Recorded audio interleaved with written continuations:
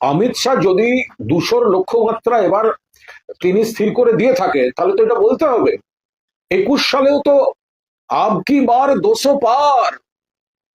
তো তখন 200 পার বলে 77-এ থমে গেছিল, সেটা এখন কমতে কমতে 60-60 কোথাও একটা গেছে। তো আবার এসে 200-র গল্প শোনাচ্ছেন। মাঝখানে লোকসভায় বেড়ে যাওয়ার গল্প শুনিয়েছিলেন, কমে গেছে।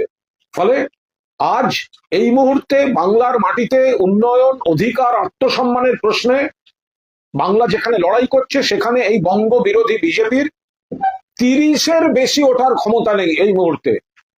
30-এর বেশি আসন পাওয়ার ক্ষমতা নেই ভারতীয় জনতা পার্টি। এরা বুথে বুথে BLA 2 দিতে পারে না।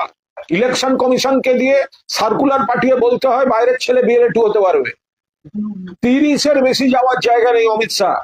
অমিত শাহ আগে কৈফিয়ত দিন না যে 21 সালের ভবিষ্যৎবাণী, 24 সালের ভবিষ্যৎবাণী ফ্লপ জ্যোতিষীর ফেল করলো কেন?